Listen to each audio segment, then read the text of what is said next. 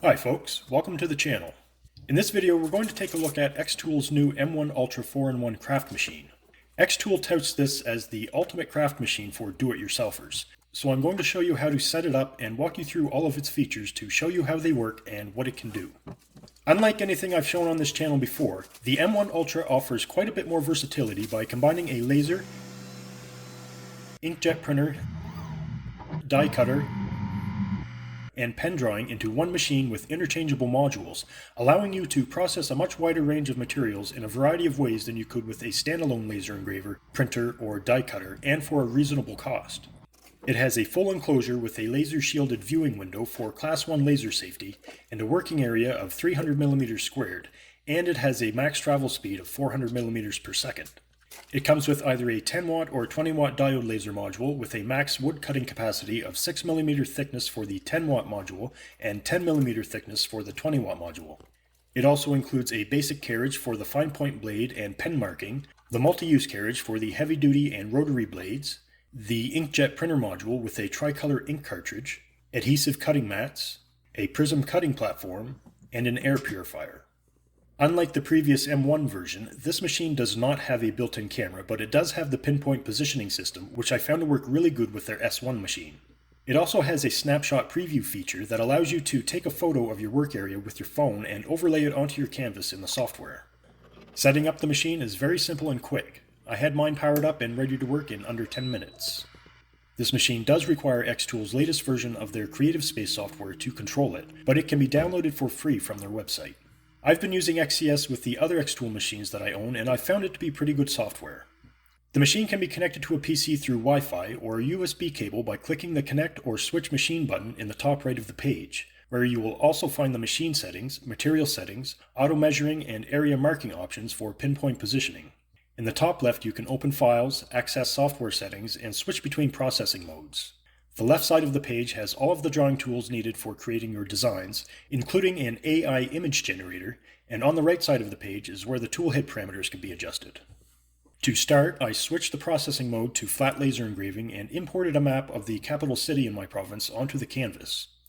I then used the trace tool to trace the map and set it to engrave on a piece of 3mm basswood at 35% power, 124mm per second speed, and 100 lines per centimeter. Then I imported a separate map of the river that divides the city and set it to cut through the basswood at 80% power and 8mm per second speed.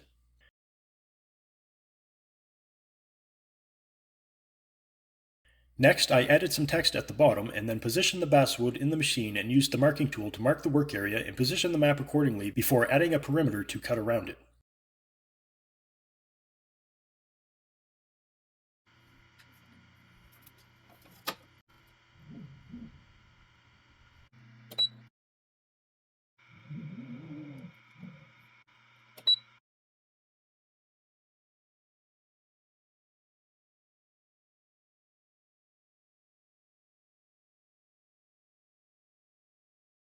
Then I clicked the autofocus button so the machine could measure the material thickness and adjust the focal distance to it.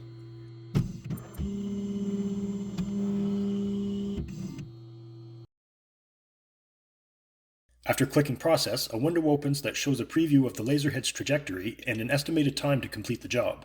In this case, that would be around an hour and 13 minutes. Then I click start in the software and press the start button on the machine to start the job.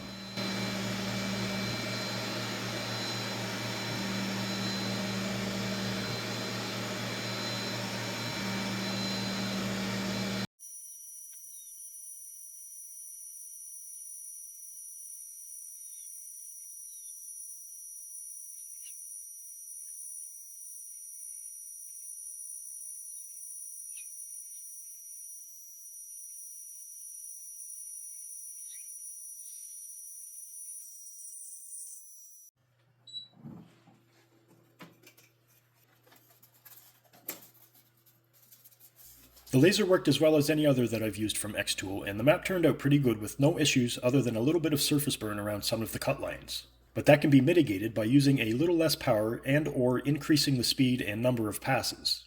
Next, I engraved a high-resolution image in Jarvis mode using 25% power, 124mm per second speed, and 200 lines per centimeter, which took roughly an hour to complete.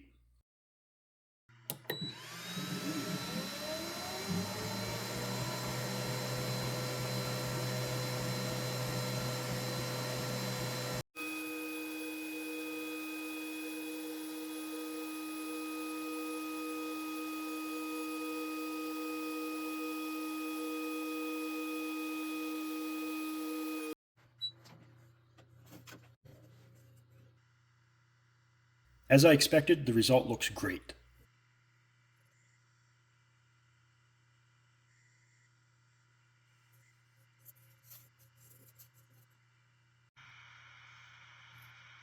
Next, I engraved another image onto black acrylic. For this, I used the image adjustment tool to invert the colors so that the white areas in the original image become the areas that are engraved instead in order to show it properly against the black background. I then set the power to 15%, the speed to 124 millimeters per second, and the resolution to 200 lines per centimeter in Jarvis mode.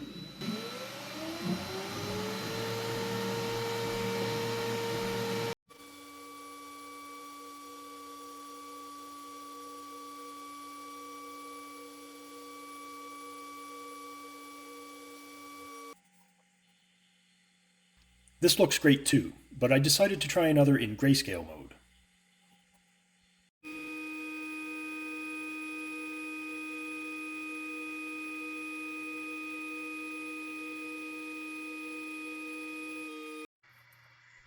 Normally, a diode laser doesn't engrave images very well in grayscale mode, but I think this turned out better than the first one.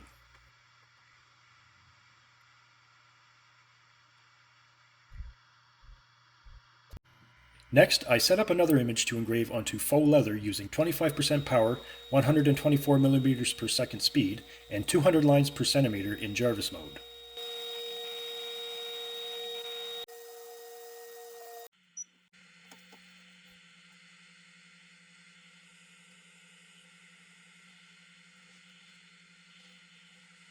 I then tried the same image on a piece of 2.5mm thick leather using the same settings, except I increased the power to 40% for engraving, and to cut it I used 80% power at 10mm per second.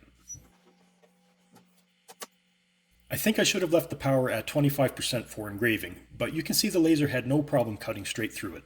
Next, I engraved my logo onto a piece of slate using 60% power, 100mm per second speed, and 200 lines per centimeter.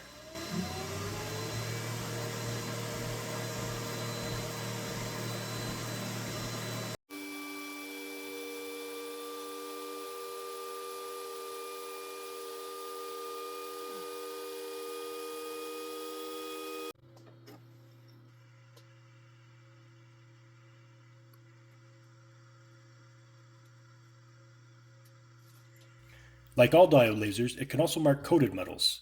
To demonstrate, I set up an inverted photo to mark onto a piece of black anodized aluminum using 15% power, 127mm per second speed, and 200 lines per centimeter in Jarvis mode.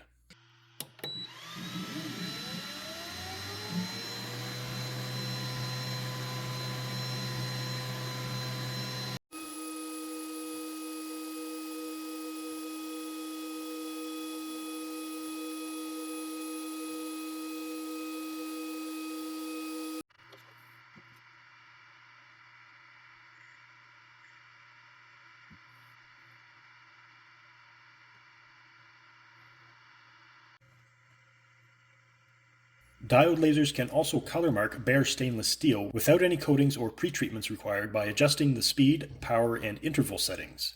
The amount of heat applied to the surface of the steel dictates the amount and color of the oxides that are produced by it. In the software, I traced and ungrouped the elements in my logo to set them up in different layers with different speed and power settings to produce this effect.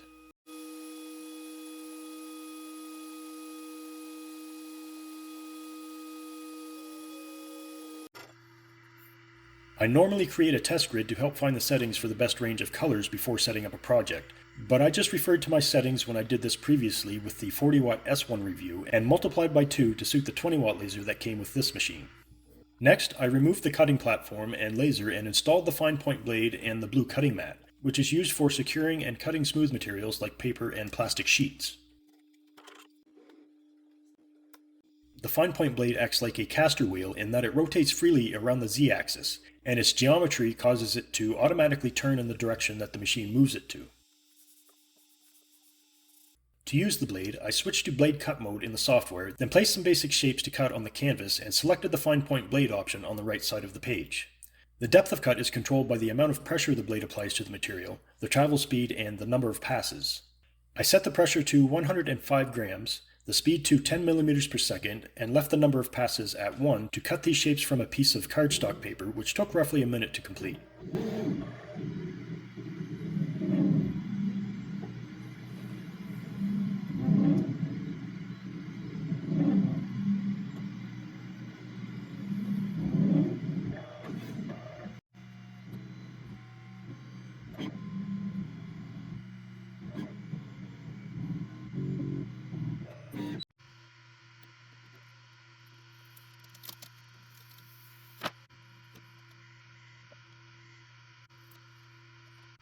The pressure wasn't quite high enough to make a clean cut on some of the shapes, but it worked out pretty good for the first attempt. Next, I tried cutting a 0.2mm thick craft plastic sheet using 500 grams of pressure at 10mm per second and one pass.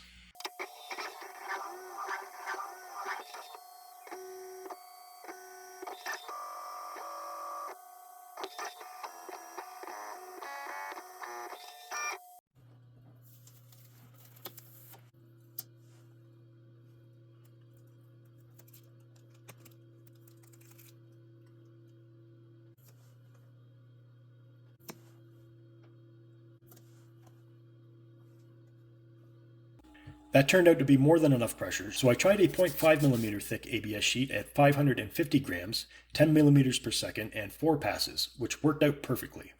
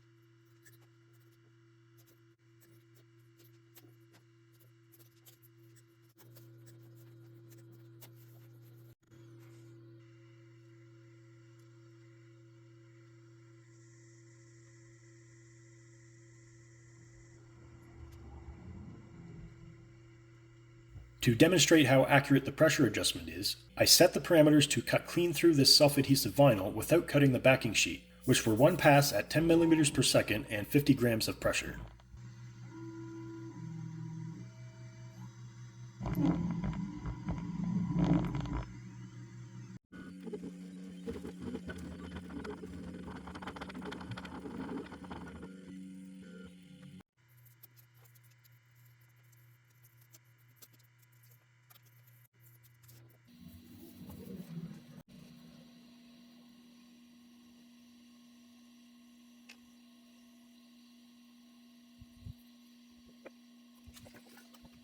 Satisfied with these results, I then removed the fine point blade and installed the multi-use carriage with the heavy-duty blade for cutting materials up to 2.5mm thick, and changed the blue cutting mat to the pink cutting mat, which is used for cutting fabrics like the felt that I cut next using 300 grams of pressure, 10mm per second, and one pass.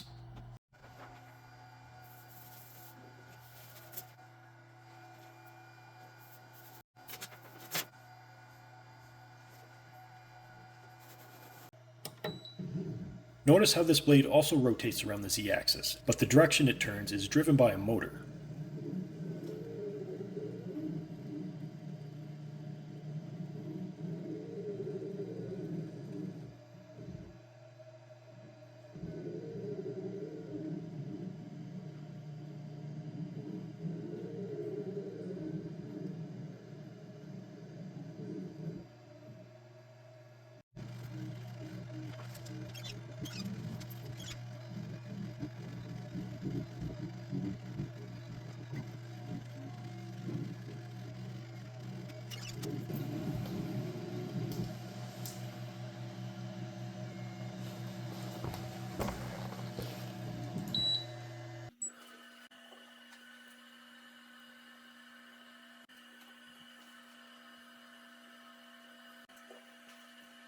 At first I thought I didn't apply enough pressure to make the felt stick to the cutting mat better, so I tried again using the same settings.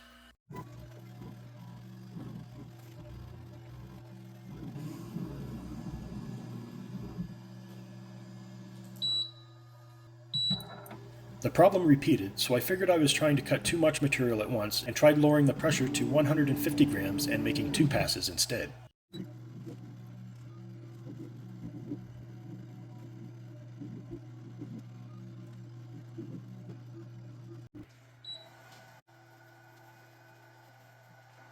this worked out a lot better because not only did the felt stay in place, but the machine also turns the blade to travel in the opposite direction with each pass to make a cleaner cut. The heavy-duty blade can also cut through materials like the 2.5mm thick leather that I cut earlier with the laser. For this I set it to 4 passes at 500 grams and 10mm per second. The multi-use carriage can also be used to control a rotary blade and a foil transfer tip, but these didn't come with my kit.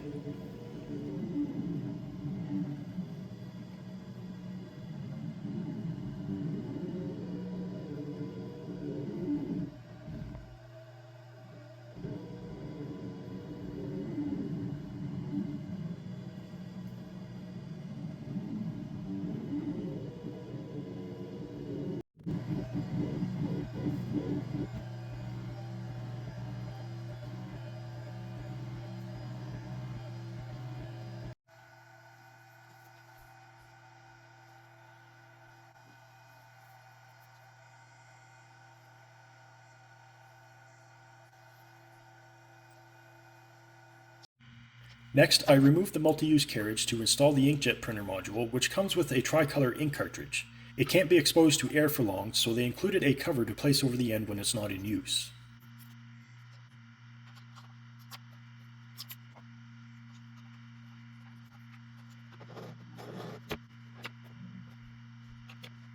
This jig connects to the front corner of the bed and is used to hold a pad of paper and the cover for the ink cartridge when the printer module is in use.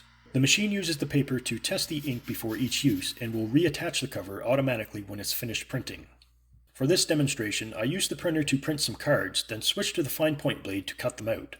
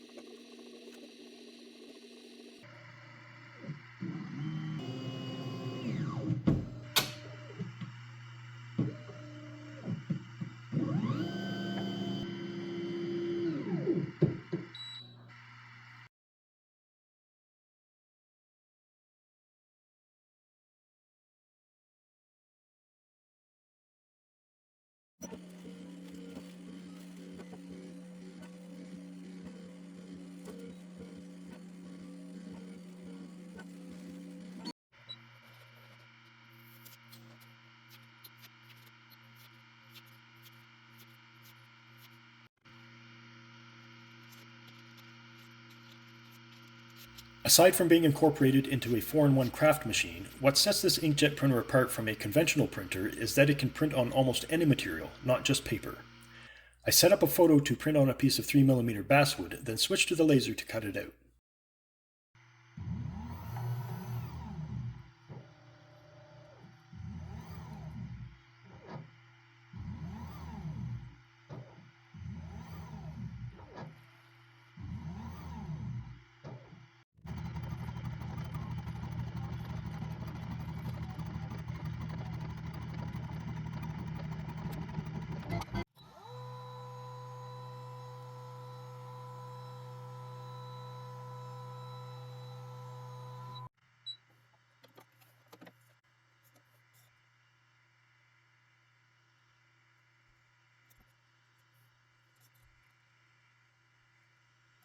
The last thing that I wanted to show you was how to use the pen drawing mode. xTool provides pens specifically for this machine that have a 0.4mm fine tip and a groove on the end that locks it securely in the pen holder in the basic carriage.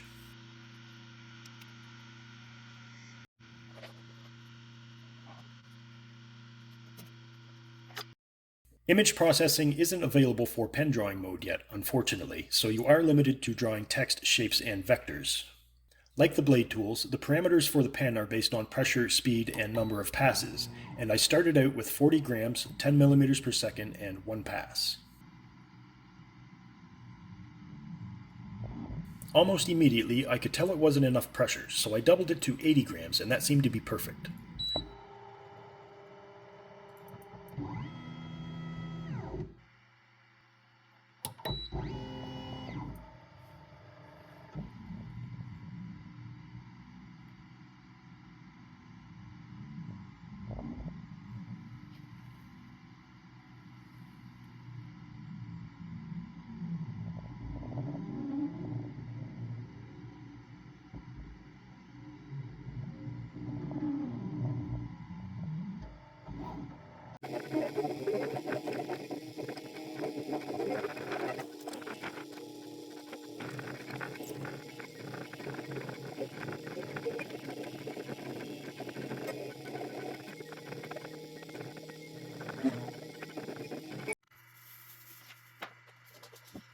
This turned out pretty good. You can see where the pen started and stopped and the stroke lines in the filled sections, but it is pen drawing after all, and it's going to look that way, albeit far more accurate than what I could do by hand.